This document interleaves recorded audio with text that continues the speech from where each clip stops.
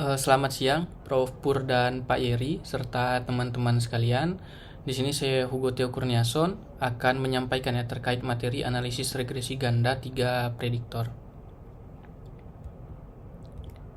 Kita mulai pertama itu dari pengertiannya dulu. Nah, jadi analisis regresi ganda 3 prediktor ini adalah uji statistika untuk menguji ada atau tidaknya pengaruh antara 3 variabel bebas. Nah, yang biasa kita simbolkan dengan X1, X2, dan X3 terhadap sebuah variabel terikat yang biasanya kita simbolkan dengan Y. Nah, tujuan dari analisis regresi ganda 3 prediktor ini, tujuan yang pertamanya itu menguji adanya pengaruh variabel bebas X1, X2, dan X3 secara simultan terhadap variabel terikat Y. Lalu tujuan yang kedua, ini menguji adanya pengaruh parsial yang diberikan variabel bebas X1, X2, atau X3 terhadap variabel terikat Y. Jadi, tujuan yang kedua ini mau melihat pengaruh X1 terhadap Y, pengaruh X2 terhadap Y, pengaruh X3 terhadap Y. Yang tujuan ketiga itu mengetahui persentase pengaruh variabel bebas X1, X2, X3 secara simultan terhadap variabel terikat Y. Jadi dilihat pengaruh X1, X2, X3 secara simultan terhadap Y ini berapa persen sih gitu. Nah, tujuan ketiga ini kalau kita mau tarik lebih jauh lagi itu bisa kita cari juga pengaruh X1 terhadap Y itu berapa persen, lalu X2 terhadap Y itu berapa persen, X3 terhadap Y itu berapa persen. Dari tujuan yang ketiga ini gitu, masih bisa kita pecah juga sebenarnya. Nah, ini untuk bentuk fungsi taksirannya ya, atau kalau teman-teman yang presentasi sebelumnya itu menggunakan istilah Y prediktif. Nah, ini sama.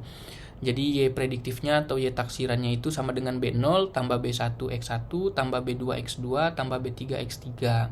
Nah, dengan keterangannya itu Y prediktifnya itu adalah nilai Y taksiran atau nilai Y prediktif, B0-nya itu konstanta, B1, B2, B3-nya itu koefisien, X1, X2, X3-nya itu variabel bebas. Nah, langkah-langkah untuk melakukan analisis regresi ganda 3 prediktor. Jadi yang pertama itu diawali dengan uji asumsi dulu. Nah, uji asumsinya ini ada 5 nih ya. Yang pertama itu ada uji multikolinearitas, uji autokorelasi, uji heteroskedastisitas. Oh, ini salah ketik Bapak Ibu, maaf ya. Jadi yang benar itu heteroskedastisitas. Nah, ini salah ketik. Lalu yang keempat itu uji normalitas. Yang terakhir, yang kelima itu uji linearitas. Setelah 5 uji asumsi ini terpenuhi, maka baru bisa kita lanjutkan dengan uji kelayakan model.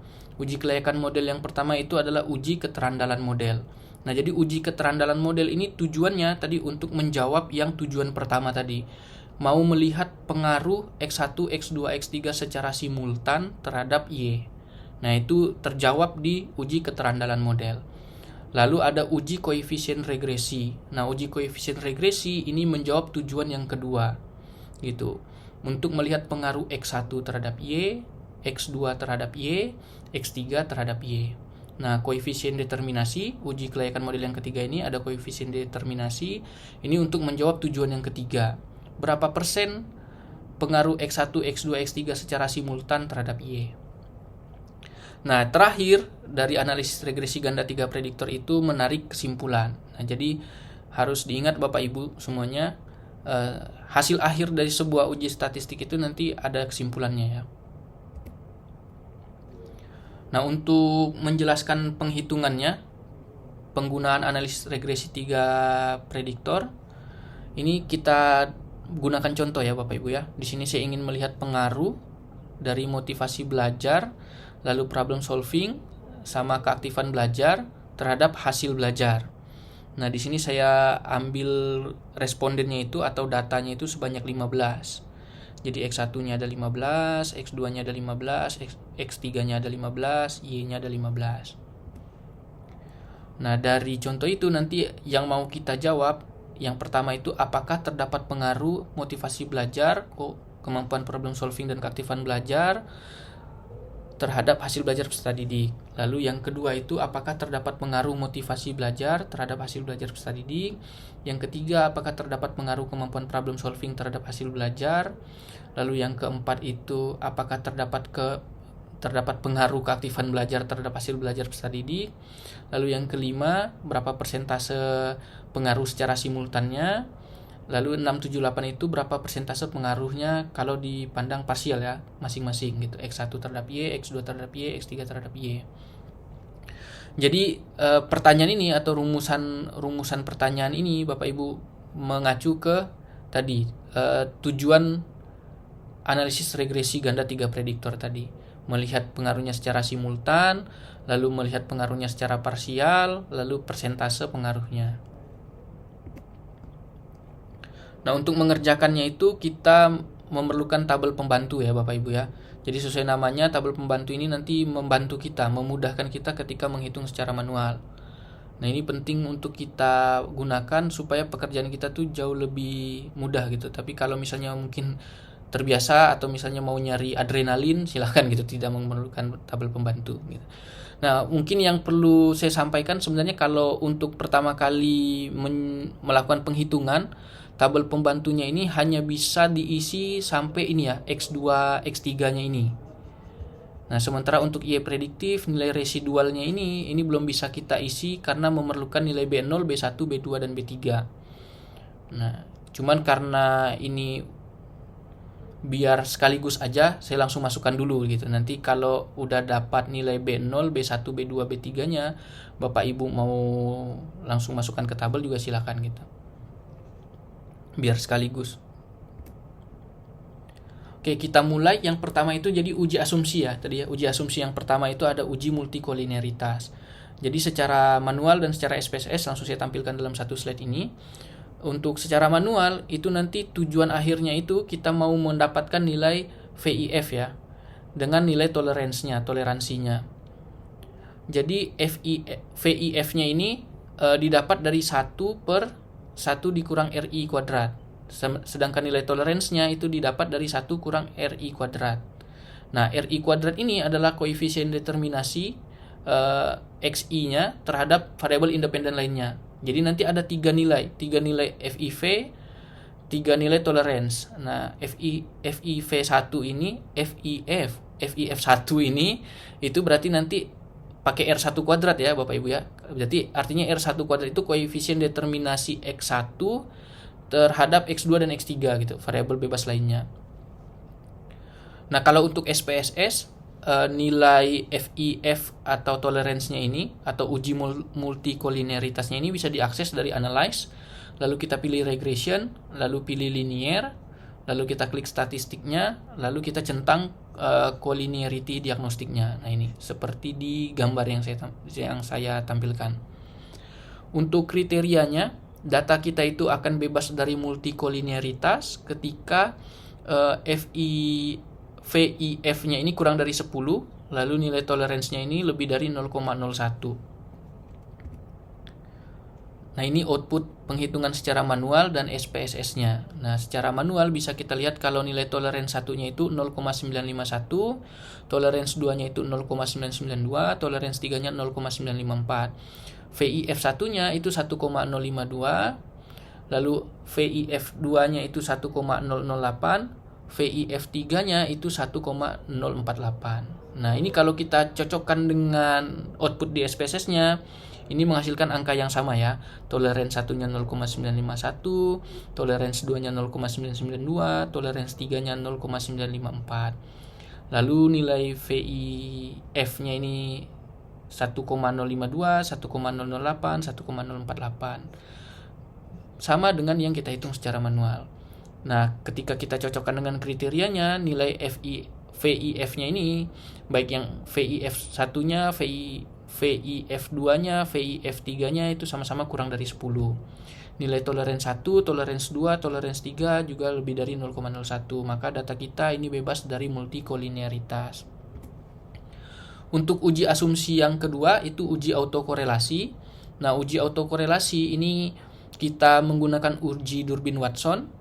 Nah, secara manual nilai Durbin Watson-nya ini diperoleh dari nilai residual I dikurang residual sebelumnya dikuadratkan, dibagi dengan nilai residual kuadrat.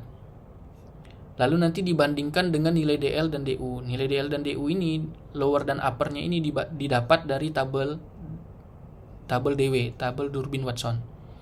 Kalau untuk SPSS, autokorelasi ini, uji autokorelasi ini atau uji Durbin Watson-nya itu bisa kita akses dari analyze, lalu regression, lalu pilih linear, pilih klik statistiknya, lalu centang Durbin Watson-nya di bagian residual ini.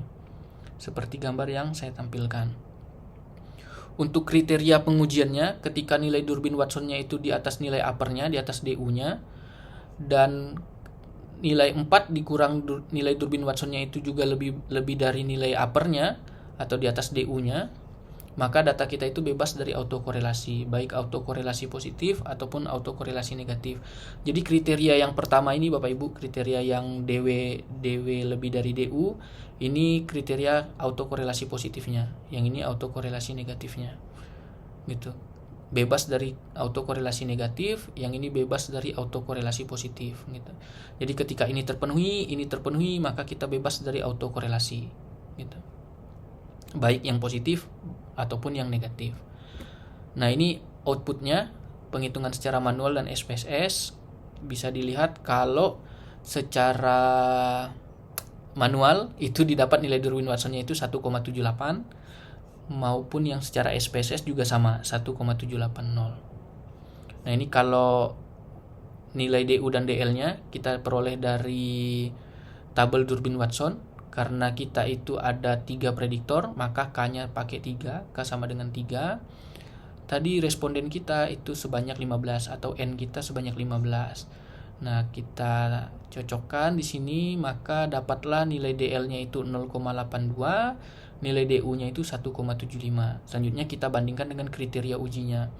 Nah, nilai Durbin Watson-nya itu 1,78. 1,78 itu dibandingkan dengan DU. DU-nya 1,75. Nah, jadi 1,78 lebih dari 1,75. Jadi kriteria pertama lolos. Kriteria yang kedua, 4 dikurang nilai Durbin Watson-nya. 4 dikurang 1,78, 2,22. Nah, 2,22 itu lebih dari 1,75 atau lebih dari DU-nya. Maka kriteria 1, kriteria 2 lolos, sehingga data kita ini bebas dari autokorelasi, baik yang positif ataupun yang negatif. Selanjutnya, uji asumsi yang ketiga ada uji heteroskedastisitas. Nah, jadi untuk yang manual ataupun yang SPSS nanti menggunakan scatter plot, grafik scatter plot. Cuman kalau yang manual berarti kita gambar pasangan berurutnya itu ya secara manual. Dengan berarti nilai residualnya itu di sumbu Y, nilai taksirannya itu di Y1.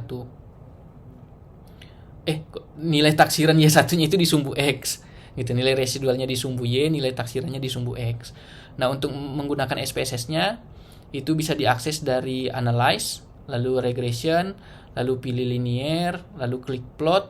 Nah, ini masukkan nilai residualnya, Z-resid. Jadi ini residualnya, residnya itu dari kata residual ke sumbu Y, mirip dengan cara secara manualnya Bapak Ibu. Lalu Z-pred-nya, prediktif, atau kalau di Indonesia kan taksirannya itu ke sumbu X.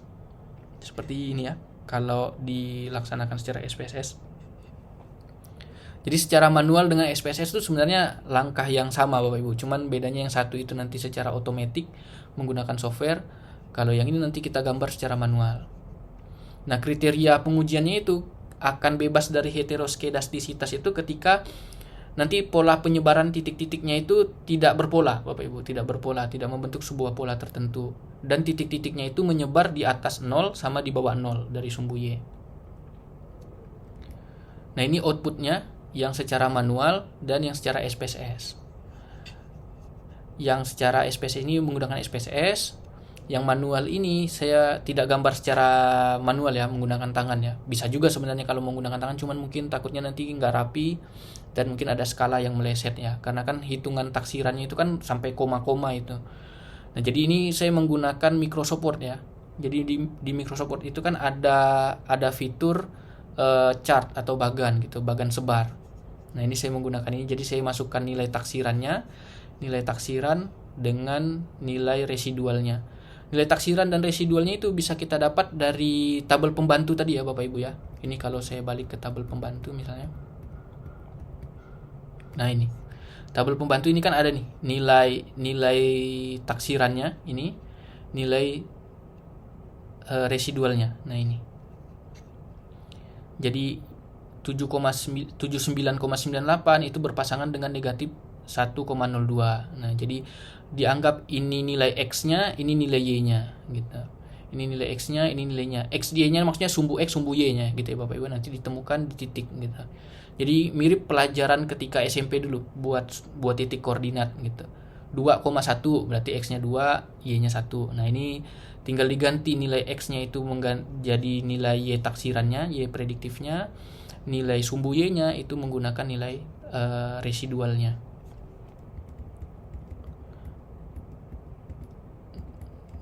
Ini saya lanjut.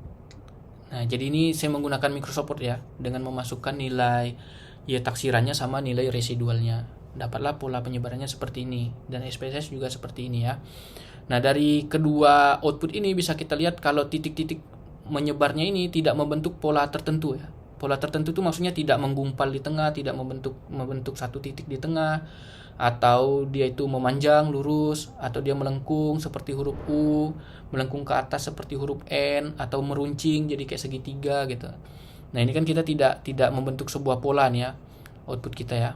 Memang cuman kalau kita lihat secara detail ya, punya saya ini baik yang manual dan SPSS ini tidak identik sama gitu, tidak benar-benar sama.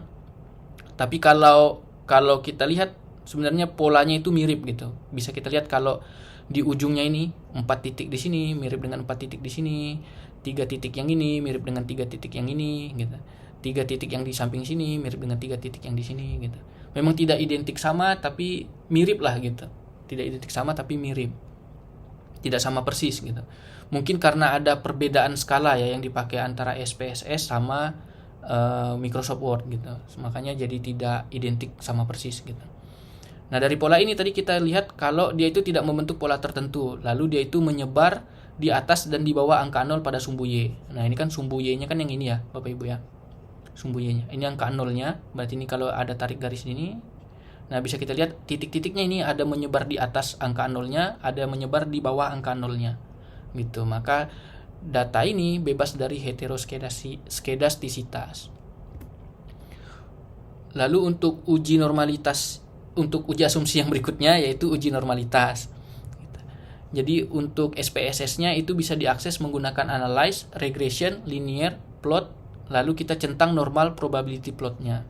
Nah, ini saya menggunakan uji normalitas yang ini karena mengakses menu yang sama Bapak Ibu. Jadi kalau Bapak Ibu tadi ingat-ingat lagi, kalau lihat lagi tadi di uji asumsi yang 3 sebelumnya itu saya selalu menggunakan analyze, regression, linear gitu. Nah, makanya ketika masuk normalitas juga saya menggunakan yang sama, kebetulan ada gitu. Kebetulan ada dan bisa menggunakan grafik PP plot ini ya. Makanya saya centang ini gitu. Tapi kalau Bapak Ibu misalnya ingin lebih yakin misalnya karena udah terbiasa pakai Kolmogorov, Smirnov atau Shapiro-Wilk, silakan gitu menggunakan fitur itu di SPSS gitu. Cuman ya berarti menggunakan menu yang tidak satu dengan ini analysis regression linear, berarti pakai yang deskriptif, explore, lalu normality with test gitu. Nanti pilih yang Kolmogorov atau Shapiro-Wilk.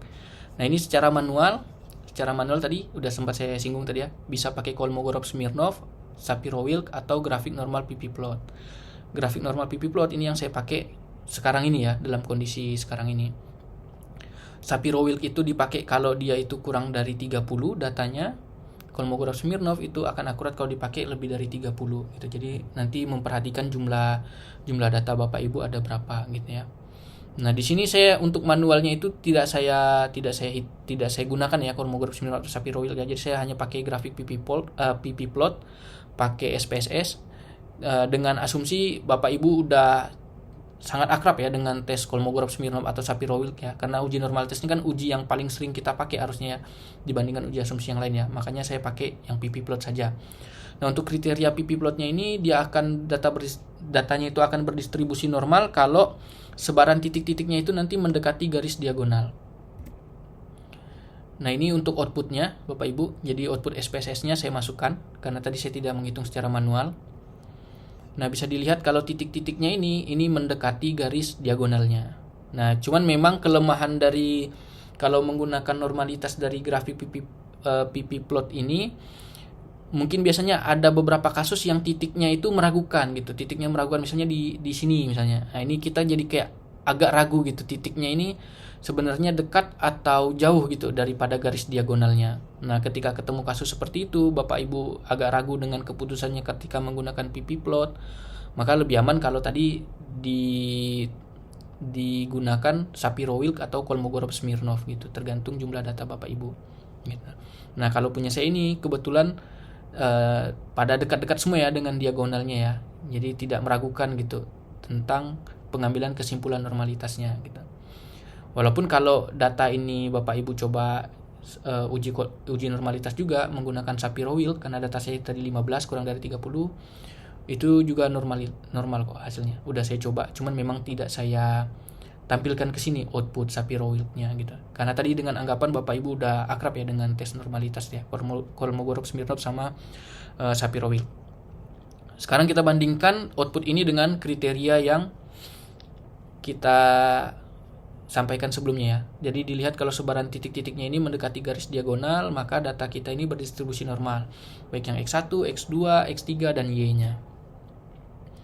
Lalu uji asumsi yang terakhir ada uji linearitas ya. Jadi uji linearitas kalau secara manual itu nanti membandingkan nilai F hitung dengan F tabel. F hitungnya itu didapat dari rata-rata jumlah kuadrat tuna cocoknya dibagi dengan rata-rata jumlah kuadrat galatnya. Untuk F tabelnya itu didapat dari nilai tabel F dengan alfanya itu 0,05 atau 5% sesuai standar biasanya. Lalu derajat kebebasan pembilangnya itu diambil dari derajat kebebasan tuna cocok. Lalu yang derajat kebebasan penyebutnya itu diambil dari derajat bebas galatnya. Bisa dilihat dari ininya ya Bapak Ibu. Kalau misalnya lupa yang mana pembilang yang mana penyebut, dilihat dari ininya, dari rumus F hitungnya, dari cara menghitung F hitungnya. Karena tuna cocoknya itu pembilang, ya maka derajat kebebasan pembilangnya ya derajat bebas tuna cocoknya. Dan gitu juga untuk penyebutnya ya. Untuk uji linearitas kalau menggunakan SPSS itu diakses menggunakan analyze, compare mean, lalu klik mean, lalu klik option, lalu centang test for linearity. Nah ini. Nah jadi satu-satunya uji pada analisis regresi ganda 3 prediktor ini, uji asumsi atau uji kelayakannya itu yang menunya beda sendiri tuh yang ini ya Bapak Ibu ya, uji linearitas ya. Kalau semua itu bisa diakses dari analyze, regression, linear, semua ada di satu menu itu gitu. Nah satu-satunya yang tidak bisa diakses dari menu itu linearitas. Jadi linearitas ini harus diakses dari compare mean, lalu pilih yang mean, centang test for linearity-nya. Nah ini untuk kriteria uji linearitasnya ya. Jadi X, Y, dan Y itu memiliki hubungan yang linear kalau F hitungnya itu kurang dari atau sama dengan F tabel. Nah kalau kita pakai SPSS biasanya kan itu membandingkan nilai signifikannya ya. Jadi nilai signifikannya itu lebih dari 0,05.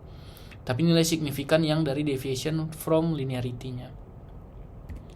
Oke, sekarang kita cek output kita. Jadi F hitung satunya, jadi F hitung satunya ini nanti berarti mau melihat hubungan X1 dan Y linear atau tidak. F hitung satunya itu dapat 0,145, F hitung 2-nya itu 3,135, F hitung 3-nya itu 2,469. Nah, F tabel satunya ini berarti 8,78, F tabel 2-nya ini 4,82, F tabel 3-nya ini 3,87. Nah, kalau kita lihat nilai F hitung ini sesuai dengan atau sama dengan output SPSS-nya ya. Nah, ini bisa kita lihat kalau F hitung untuk X1Y-nya ini 0,145. Nah, ini sama dengan yang secara manual punya kita. Yang F hitung X2-nya, X2Y-nya 3,135. Nah, ini sama juga dengan yang kita hitung. Lanjut yang X3Y-nya F hitungnya 2,469 gitu. Nah, jadi kalau kita bandingkan nilai F hitung 1 dengan F hitung tabel, ini kita tahu kalau F hitung 1-nya itu kurang dari F hitung tabel satunya. 0,145 ini kurang dari 8,78. 3,135 kurang dari 4,82. 2,469 kurang dari 3,87. Nah, maka data kita ini bebas dari maka bisa kita simpulkan kalau X1 dan Y itu hubungannya linear, X2 dan Y itu hubungannya linear, X3 dan Y itu hubungannya linear gitu. Kalau mau bandingkan dari nilai signifikannya juga bisa dilihat dari nilai signifikansi deviation from linearity. Nah, kalau yang X1Y itu 0,992. Nah, jadi lebih dari 0,05. Yang X2Y 0,112, lebih juga dari 0,05. yang X3Y 0,131. Nah, sekali lagi lebih dari 0,05. Nah, maka X1Y itu punya hubungan yang linear, X2Y punya hubungan yang linear, X3Y punya hubungan yang linear. Nah, jadi 5 uji asumsi kita udah kita lakukan semua dan semuanya lulus uji asumsi ya. Multikolinearitas, autokorelasi, heteroskedastisitas, normalitas, dan linearitas. Maka bisa kita lanjutkan dengan uji kelayakan model. Uji kelayakan model yang pertama itu uji keterandalan model, uji F. Nah, jadi uji keterandalan model ini sekali lagi untuk menjawab ada tidaknya pengaruh X1, X2, X3 secara simultan terhadap hasil belajar. Nah, untuk melaksanakan penghitungannya secara manual, langkah pertama itu harus diawali dengan perumusan hipotesis statistik. Nah, jadi ini perlu diingat Bapak Ibu kalau melakukan uji statistik itu diawali dengan perumusan hipotesis statistik. Karena kalau kita tarik akarnya, uji statistik itu kan digunakan untuk memeriksa ya apakah H0 itu ditolak atau gagal ditolak gitu. Nah, karena tujuannya itu, makanya langkah pertama yang harus kita lakukan itu ya susun hipotesisnya gitu. Karena itu yang mau kita uji gitu. Itu kita tolak atau kita gagal tolak. Nah, karena tadi ini tujuan uji F itu melihat pengaruh X1, X2, X3 secara simultan, maka hipotesis statistiknya berbunyi seperti ini. H0 itu tidak terdapat pengaruh motivasi belajar, kemampuan problem solving dan keaktifan belajar secara simultan terhadap hasil belajar. H1-nya terdapat pengaruh motivasi belajar, kemampuan problem solving dan keaktifan belajar secara simultan terhadap hasil belajar. Oke, untuk langkah berikutnya, nah ini tidak seperti uji asumsi yang tadi ya Bapak Ibu ya. Kalau uji asumsi tadi kan saya sandingkan ya, yang kiri itu secara manual, yang kanan itu secara SPSS.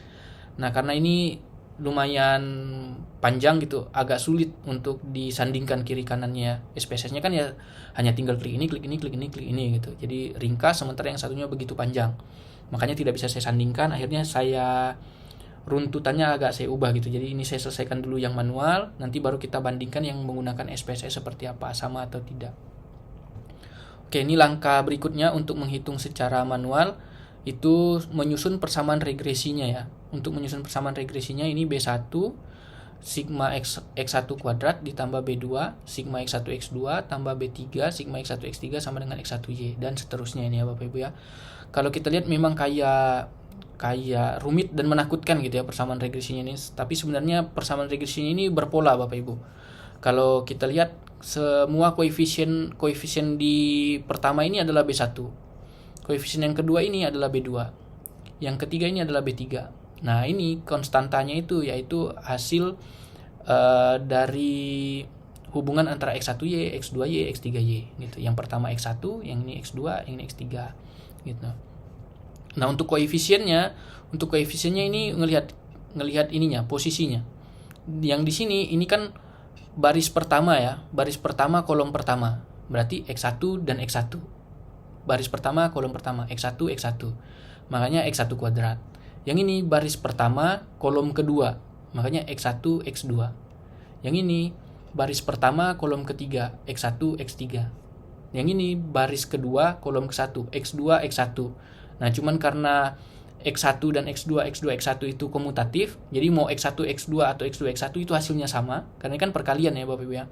Perkalian itu komutatif, maka untuk konsistensi, maka X2, X1 ini ditulis juga menjadi X1, X2 gitu, biar konsisten dengan yang sebelumnya di sini. Dan ini seterusnya gitu. Makanya ini berpola Bapak Ibu. Jadi kelihatannya kayak rumit, tapi sebenarnya ada polanya gitu. Tidak harus dihafal mati gitu, Bapak Ibu. Nah, persamaan ini nanti yang kita gunakan untuk mendapatkan nilai B1, B2, dan B3. Itu Bapak Ibu. Nanti setelah B1, B2, B3 dapat, maka kita bisa dapat B0. Itu Bapak Ibu. Cara mendapatkan nilai B1, B2, B3 sebenarnya bisa kita dapat dengan cara eliminasi substitusi. Kalau kita ingat pelajaran waktu kita SMP Bapak Ibu, sebenarnya persamaan ini tuh mirip waktu kita SMP dulu. Ada pertanyaan misalnya 2X tambah 3Y sama dengan 5 ya. Lalu X dikurang Y sama dengan 0 misalnya. Tentukan nilai X dan Y. Nah, itu kan biasanya dulu waktu kita SMP atau sekolah dulu diajarkan caranya dieliminasi dulu, nanti baru disubstitusi gitu ya Bapak Ibu ya. Nah, ini sebenarnya sama gitu Bapak Ibu. Karena ini kan tadi ini koefisien, ini itu variabel, ini konstanta. Jadi ini seperti dianggap X, Y, Z gitu variabelnya gitu. Nanti bisa dieliminasi, substitusi, dapatlah B1, B2, B3. Cuman kalau untuk regresi 3 prediktor itu kan ini kan udah banyak nih ya, persamaannya ada 3, variabelnya ada 3 gitu. Variabelnya ada 3 dari 3 persamaan. Kalau menggunakan eliminasi dan substitusi itu akan panjang dan makan waktu yang cukup lama gitu Bapak Ibu. Bayangkan nanti kalau misalnya prediktornya lebih dari 3 lagi, ada 4 prediktor, 5 prediktor. Kalau menggunakan cara eliminasi substitusi itu tentu akan memakan waktu. Nah, maka ada satu cara lagi untuk mendapatkan nilai variabel dari sebuah persamaan itu dengan menggunakan determinan atau dengan namanya itu metode Cramer Bapak Ibu kalau Bapak Ibu mau cari. Nah, makanya kalau Bapak Ibu lihat di rumus mencari B0 B1-nya itu menggunakan matriks, menggunakan determinan, itu asal mulanya dari metode Cramer tadi untuk mencari nilai X, nilai Y, nilai Z, atau dalam kondisi kita, dalam situasi kita berarti nilai B1, B2, B3. Itu Bapak Ibu. Jadi memanfaatkan matriks koefisien, matriks variabel sama matriks konstanta. Nah, nanti didapat matriks konstantanya berapa. Lalu nanti matriks konstanta kolom 1 diganti dengan matriks koefisiennya diganti, kolom satunya diganti dengan koefisien, nanti dapatlah yang A1-nya gitu Bapak Ibu. Nanti bisa dicek ya Cramernya, kalau saya jelaskan lagi agak panjang Bapak Ibu ya. Jadi ini asal mulanya kenapa bisa tiba-tiba ada determinan di sini ya. Itu dari metode Cramer Bapak Ibu untuk menentukan nilai B1, B2 dan B3. Kalau yang di slide sebelumnya ini hanya saya tampilkan sekilas bagaimana cara mendapatkan nilai sigmanya ya. Jadi sigma x1 kuadrat itu dari xi kuadrat itu dari xi kuadrat dikurang sigma xi dikuadratkan per n dan seterusnya ya Bapak Ibu ya. Ini nanti bisa Bapak Ibu analogikan. Nah, dari persamaan ini bisa kita dapat kalau nilai B1-nya itu 0,129, 0,292, 0,451 untuk B3-nya. Ini tidak saya tuliskan secara rinci perhitungannya Bapak Ibu, nanti bisa Bapak Ibu cek di tugas review saya aja ya. Kalau mau lengkapnya itu di situ ada lengkap penghitungannya. Ini supaya memangkas waktu ya Bapak Ibu ya. Nanti dapatlah B0-nya juga. Ini B0 itu dari rata-rata Y dikurang B1 dikali rata-rata X1 dikurang B2 dikali rata-rata X2 dikurang B3 dikali rata-rata X3, dapatlah 45,274. Nah, dari sini kita bisa dapat nilai B0, B1, B2, B3-nya 45,274, 0,451, 0,292 dan 0,129. Nah, selanjutnya kita menghitung jumlah kuadrat. Jadi jumlah kuadrat total itu didapat dari sigma y kuadrat, ini dapat sebesar 90,93. Lalu jumlah kuadrat regresi ini didapat 59,88. Jumlah kuadrat sisa ini sama dengan 31,06. Lalu menghitung derajat kebebasannya, derajat kebebasan total itu n kurang 1 dapatnya 14. Derajat bebas regresi itu jumlah prediktornya ada 3. Derajat kebebasan sisanya itu n dikurang 1 sama dengan 11. Nah, untuk menghitung rata-rata jumlah kuadratnya, untuk rata-rata jumlah kuadrat regresi itu 19,96, rata-rata jumlah kuadrat sisa itu 2,82. Dari sini dapat F hitung itu 7,069, F tabelnya ini 3,59. Nah, kalau kita bandingkan dengan kriteria, maka F hitungnya itu lebih dari F tabel, maka H0 ditolak. Jadi kesimpulannya terdapat pengaruh motivasi belajar, kemampuan problem solving dan keaktifan belajar secara simultan terhadap hasil belajar peserta didik. Nah, ini untuk uji kelayakan model yang kedua, yaitu uji koefisien regresi. Nanti menggunakan uji T ya, membandingkan T hitung dengan T tabel.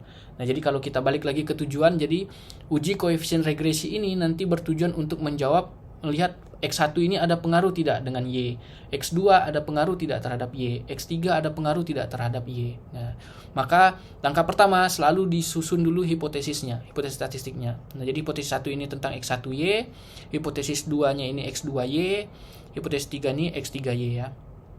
H0-nya itu tidak terdapat pengaruh, H1-nya terdapat pengaruh. Oke, langkah berikutnya itu kita menghitung korelasi sederhana. Nah, korelasi sederhana ini biasanya yang kalau kita kenal itu persen ya. Korelasi persen. Nah, ini menggunakan korelasi persen. Atau kalau di SPSS itu biasanya menggunakan istilah zero order, korelasi zero order. Nah, itu maksudnya korelasi sederhana. Jadi untuk melakukan uji koefisien regresi ini, yang pertama kita hitung dulu korelasi sederhananya. Dari korelasi sederhana ini kita hitung korelasi parsialnya. Korelasi parsial ini adalah korelasi antar dua variabel dengan mengontrol variabel lainnya. Nah, ini korelasi parsial yang pertama yang kita hitung itu yang kita kontrol satu variabel dulu. Nah, baru nanti yang berikutnya itu kita kontrol dua gitu. Bertahap, karena untuk mengontrol dua ini kita perlu nilai korelasi yang mengontrol satu gitu. Tapi kalau misalnya Bapak Ibu udah terbiasa langsung mau loncat kedua, ya silakan. Nah, di sini kita bisa dapatkan nilai korelasi parsial X1 dan Y dengan mengontrol X2, X3 itu 0,59. Lalu nilai korelasi parsial antara X2Y dengan mengontrol X1, X3 itu 0,661. Lalu korelasi parsial X3 dengan Y dengan mengontrol X1, X2 itu 0,68. Dari nilai korelasi parsial tadi itu kita hitung nilai T hitungnya.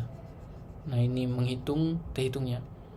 Didapatlah T hitung satunya ini, berarti T hitung satunya ini nanti untuk melihat pengaruh X1Y ya. Itu 2,423. T hitung 2 untuk menghitung pengaruh X2Y berarti dapat 2,921. T hitung 3 itu 3,076. Nah, ini kriterianya. Kriterianya itu H0 gagal ditolak kalau T hitungnya itu kurang dari atau sama dengan T tabel. Dia H0-nya itu ditolak kalau T hitungnya itu lebih dari T tabel. Nah, dari punya kita ini kita bisa lihat semuanya T hitungnya itu lebih dari T tabel ya, maupun T1 atau T2 ataupun T3 gitu. Jadi mau T1, mau T2, mau T3 sama-sama lebih dari T tabelnya.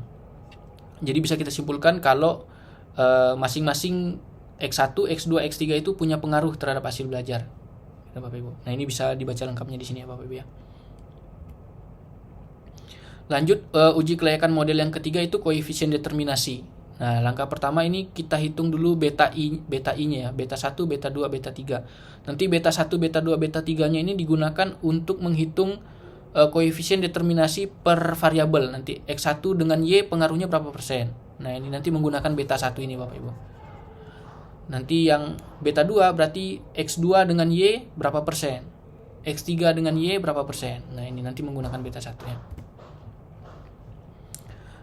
Lalu ini menghitung R2 dan R2 terajusi.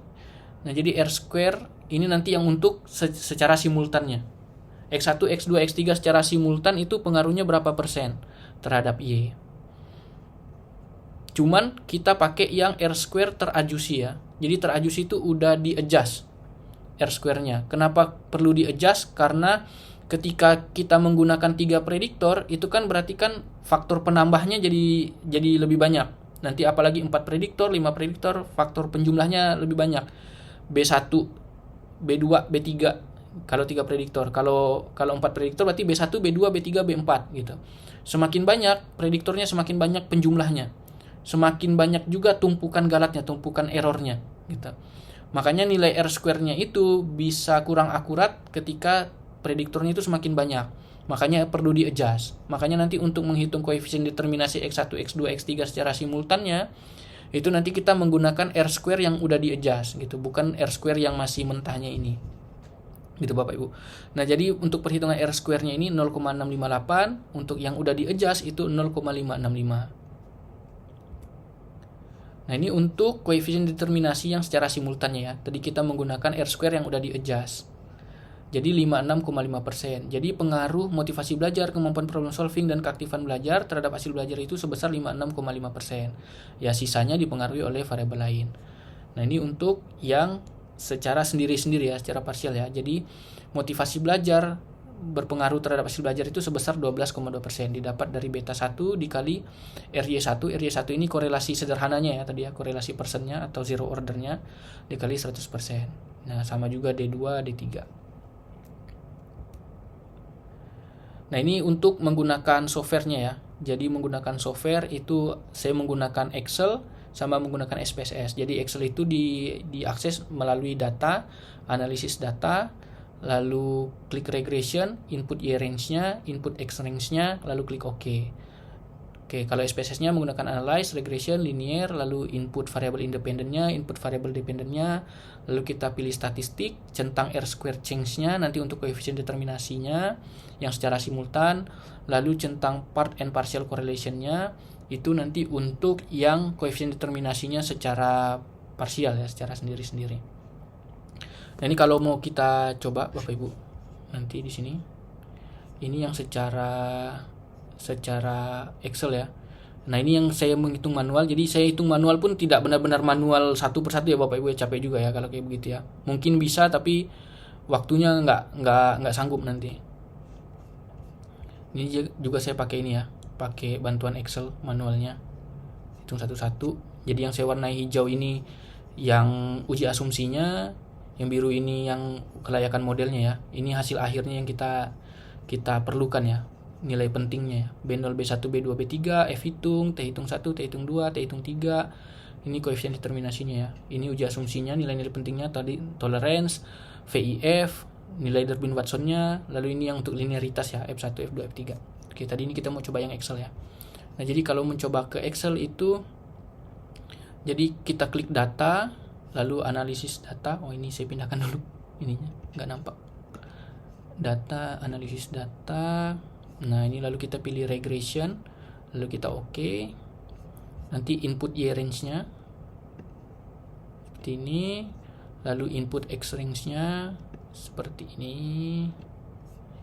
Lalu kita masukkan outputnya, saya ditempatkan di lembar yang sama saja di sini. Kita klik oke. Oh sorry, ini labelnya lupa dicentang ya. Jadi karena tadi saya copy ininya dengan judul tabelnya, ini centang labelnya ya. Oke, nah ini keluar outputnya. Nanti baru kita bandingkan ya dengan yang kita hitung secara manual.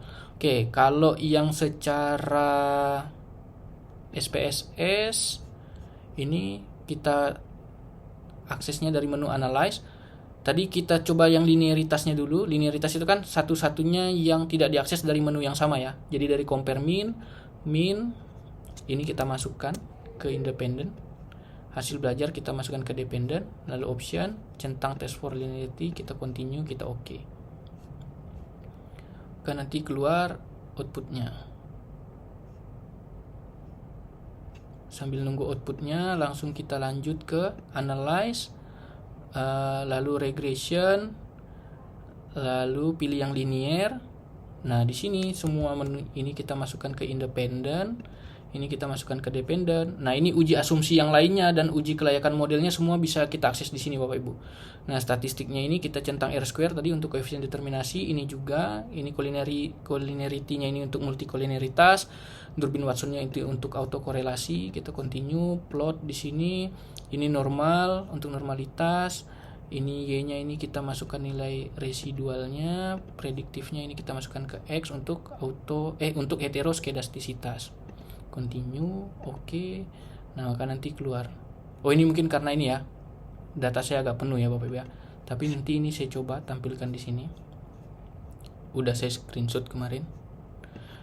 Nah, ini output untuk ininya ya. Output untuk Microsoft Excel. Ini. Lalu output untuk SPSS-nya. Nah, ada 3 tabel yang penting kita ambil ya Bapak Ibu ya. Jadi untuk Microsoft Excel-nya ini outputnya, saya perbesar dulu mungkin,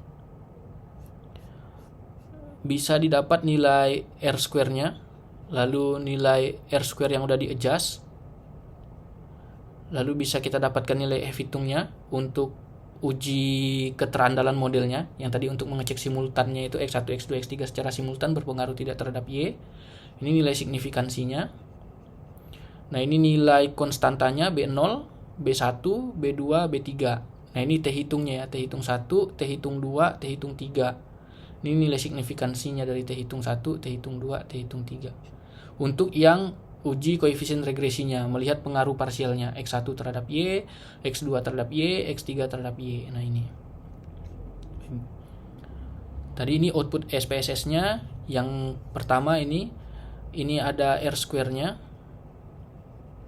Ada R-square yang udah di-adjusted R-square-nya. Ini ada nilai Durbin Watson-nya di sini. Lalu yang di tabel kedua ini ada nilai T-nya. T-nya untuk yang koefisien regresinya ya, parsial pengaruh X1 terhadap Y, X2 terhadap Y, X3 terhadap Y. Lalu ini konstantanya B0, B1, B2, B3. Dan ini multikolineritasnya ya. Lanjut, output yang terakhir ini untuk yang F hitungnya ya, nilai F hitung untuk keterandalan model. Secara simultan X1, X2, X3 itu berpengaruh atau tidak terhadap Y. Nah, ini nilai signifikansinya. Nah, cuman tadi kita coba SPSS-nya mungkin karena ini ya, data saya udah lumayan penuh, jadi dia susah ngeload. Tapi ini hasilnya sama kok. Kalau nanti Bapak Ibu mau memastikan, silahkan copy data contoh saya itu, coba di SPSS masing-masing. Nah, dari sini bisa kita lihat kalau penghitungan manual Microsoft Excel atau SPSS-nya itu menghasilkan nilai yang sama, maka kesimpulan yang diambil nanti harusnya sama. Nah, dari uji yang udah kita lakukan, baik secara manual, lalu Excel, lalu SPSS, bisa kita tarik kesimpulan kalau terdapat pengaruh motivasi belajar, kemampuan problem solving, dan keaktifan belajar secara simultan terhadap hasil belajar peserta didik. Lalu terdapat pengaruh motivasi belajar terhadap hasil belajar peserta didik. Lalu terdapat pengaruh kemampuan problem solving terhadap hasil belajar peserta didik. Lalu terdapat pengaruh keaktifan belajar terhadap hasil belajar peserta didik. Lalu pengaruh motivasi belajar, kemampuan problem solving, dan keaktifan belajar terhadap hasil belajar peserta didik itu sebesar 56,5%. Lalu pengaruh motivasi belajar terhadap hasil belajar itu 12,2%. Lalu pengaruh problem solving terhadap hasil belajar itu 26,4%. Pengaruh keaktifan belajar terhadap hasil belajar itu 27,2%. Oke, sekian presentasi dari saya. Saya ucapkan terima kasih.